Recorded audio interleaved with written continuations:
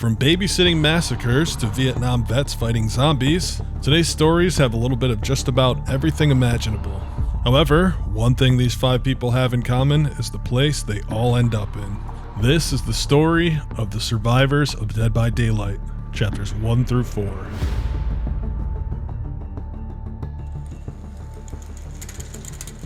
Nea Karlsson. Nea Karlsson was brought into existence as part of the very first ever DLC chapter for Dead by Daylight. Chapter 1, The Last Breath. The chapter was released for free as a token of behavior's appreciation for its players, making them a metric crap ton of money with the release of DBD, which eventually became an over $1 billion empire. And if you're curious about the story of behavior and how they built said empire, I made a little mini documentary about it, should you be so inclined. Anyways, back to the action. Nea Karlsson is from Ho, Sweden. I'm just kidding, it's actually pronounced U, but you already know I can't resist such low-hanging fruit. Nea had a humble upbringing in her early life in the small town of U. Her mom and dad were hard workers, and they eventually decided to move to the US to give the family more opportunities in the land of the free and questionable healthcare. Shout out Luigi. I'm just kidding. It's no shock that the move was quite hard on Nea. She had to leave her entire life behind her in her small town in Sweden and start over. This fresh start was a big paradigm shift for young Nea. Her normal, happy personality shifted into one of a rebellious nature. Now a teenager, and now in the US, Nea spent her time out with friends causing all sorts of ruckus. She picked up skateboarding as well as graffiti art. Her new favorite pastime was spray painting her tag Matchsticks all over the city. I must say, the fictional names used in these stories are quite lukewarm. Matchsticks? What the hell is even that? The city Nea was residing in was a place called Falls City. There's about 4 different fall cities in the US, so I have no idea which one specifically. But Nea would learn from her friend Casey about some of the corruption going on in Falls City.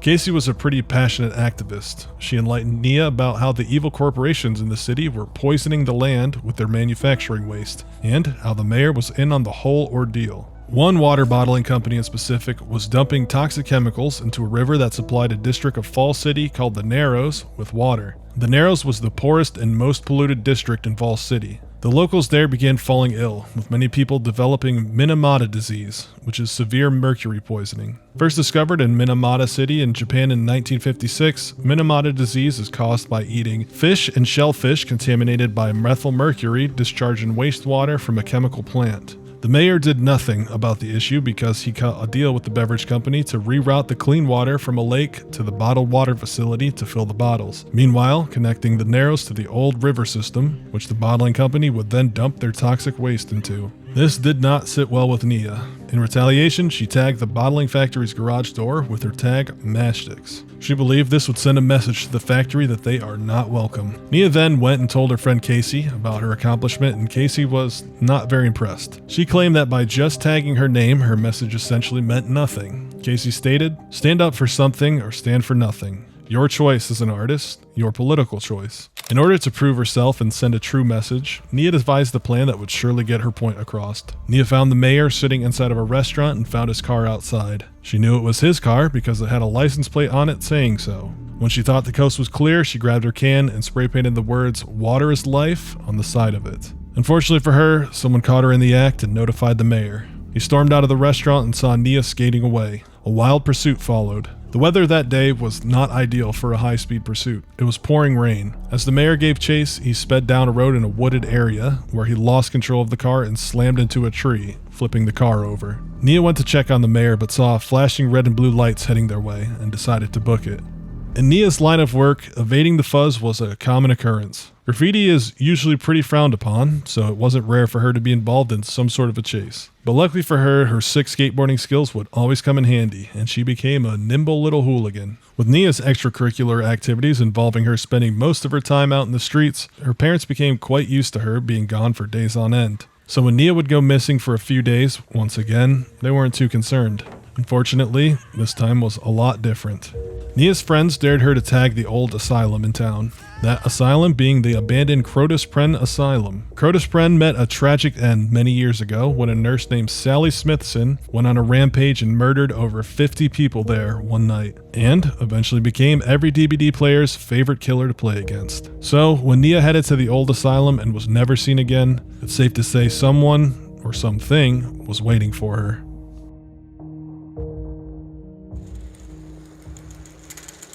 Laurie Strode. Laurie Strode was the first ever licensed survivor released in Dead by Daylight as one half of Chapter 2, the Halloween chapter. The other half, of course, Mikey Myers. Directly inspired by the 1978 horror cult classic Halloween, Laurie Strode is a typical American teenager. There's nothing too noteworthy about her early backstory. Laurie wanted a quiet life in the suburbs and wanted the typical American lifestyle. She did pretty well in school and was, for the most part, liked by just about everyone. In order to make some cash money on the side, Laurie would babysit for people in her neighborhood of Haddonfield. Unfortunately for her, Haddonfield also happens to be the stomping grounds, and soon to be stabbing grounds, for a man named Michael Myers. In 1963, at the ripe old age of 6 years old, Michael Myers stabbed his older sister Judith with a chef's knife in their Haddonfield home. As a result of the murder, Michael was committed to a sanitarium. Flash forward 15 years and the now 21-year-old Michael Myers decides to break out of the mental institution and go back home. Unbeknownst to her, Laurie and her friends were going to be directly in Michael's path. One night, while Laurie was babysitting a kid named Tommy Doyle, Michael Myers would go on a rampage in Haddonfield, murdering approximately 4 people, many of which being Laurie's friends. Paying homage to his perk, save the best for last, Michael then went after Laurie after she discovered her murdered friends. However, Laurie wouldn't go down without a fight. Michael chased and slashed at her, but like her perk, Sole Survivor, she just kept getting away. Finally, a man named Dr. Samuel Lewis, who was a psychiatrist from the sanitarium Michael escaped from, showed up in the nick of time and shot Michael 6 times, sending him flying off a balcony. Of course, when they go to check on the body, Michael is nowhere to be found. As far as how Laurie actually ends up in the entity's realm, well, I guess that's just up for interpretation. I think it's safe to say with her being the first licensed survivor, they just wanted to stick her in the game.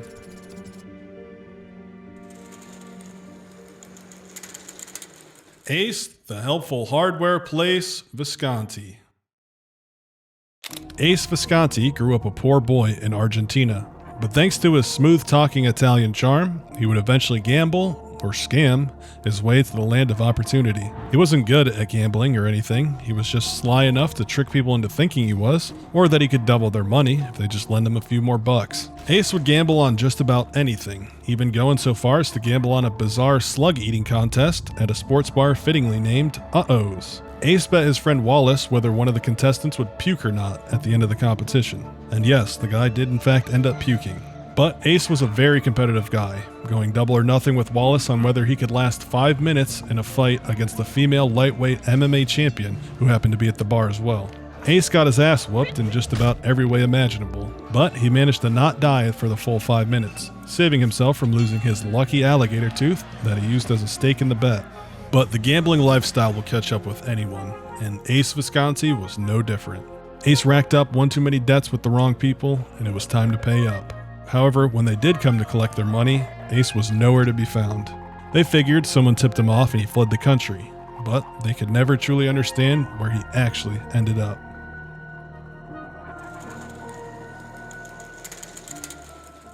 Young Bill Overbeck.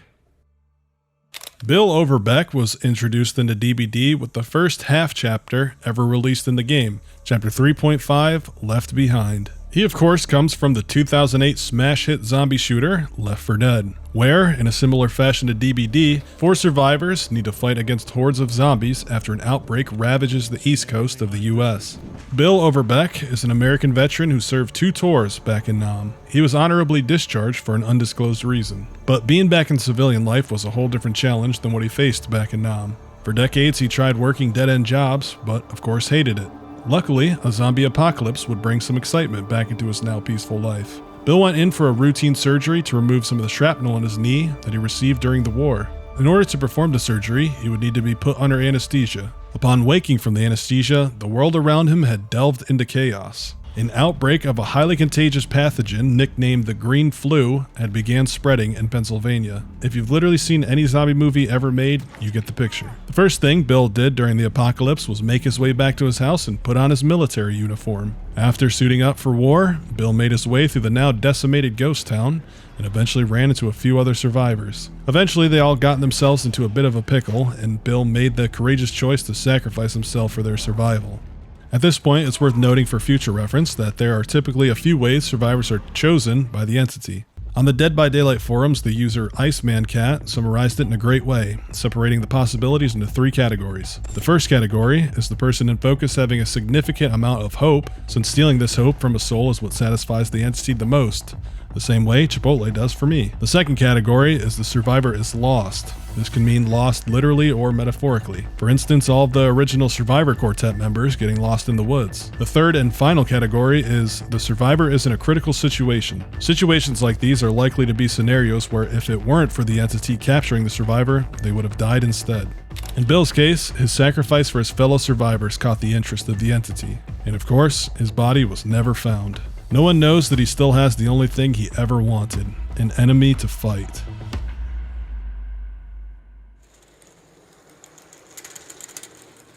Feng Min. Straight off rip, I think we should clarify the controversy behind Feng's name. Technically, in Chinese her name is pronounced Feng, but since it's an awkward name to pronounce in an English context, and the fact that her name is spelled in the game with the English alphabet, and not this, I'm going to go ahead and proceed with referring to her as Feng in order to save you the torment of me saying Feng Feng Feng Feng Feng over and over. Anyways, onwards. Little Feng Min was a gamer from an early age, where she first picked up computer games and instantly became hooked. Much like me back in my RuneScape days, Feng spent a concerning amount of her time behind the screen, grinding out levels. Her parents eventually stepped in and said she needed to pump the brakes and start focusing on school. This didn't jive with Feng, so she said peace and moved out of her parents' house. She then sought refuge in internet cafes and LAN parties, where gaming was at the forefront of everything. Her entire time in this era was spent playing, streaming, and competing. She didn't completely abandon her family, however. They became what she called holiday parents, as the only time she would see them was on the holidays, where she would visit them until she got fed up with them trying to convince her video games are not a real job. As somewhat of a gaming YouTuber, I am offended. However, in the gaming world, it being her full-time career was becoming very much a real possibility. Under the nickname Shining Lion, again with these names, she began carving out a serious name for herself. Eventually, she was picked up by FaZe Clan and participated in her very first crypto pump and dump. Wait, that can't be right. Feng joined an undisclosed prestigious esports team and saw her dream become a reality. After joining the team, Feng moved into the dorms with her fellow teammates where she would eat, sleep, and breathe competitive gaming. It was a dream come true. Her dedication to the virtual sport paid off as Feng and her team began competing in massive esports tournaments, filling up stadiums with fans of her own. But they say the only thing harder than reaching the top is staying at the top, and Feng would very soon learn this the hard way. The hours of intense practice and competition started taking its toll on Feng, and her performance on the team began to slip. The losses started piling up, keeping her up at night. In a vain attempt to cope with her increasing burnout, Feng started going out to bars and getting absolutely sloshed on most nights of the week. She developed the very bad habit of waking up in places she did not remember. One day, she would wake up in a place she truly did not remember, but a place she could never forget. Alright, that's going to do it for today's group of survivors. Which one was your favorite story? Let's hear it in the comments. I think for me, I gotta go with Bill's, because the thought of some old dude waking up from a knee surgery to a zombie apocalypse is a pretty entertaining idea. Also, I guess I'm pretty biased due to playing a ton of Left 4 Dead when I was a kid. Anyways, if you enjoyed this video, make sure to hit the subscribe button and stick around, because there's plenty more to come. Thanks for watching, and I'll see you in the next.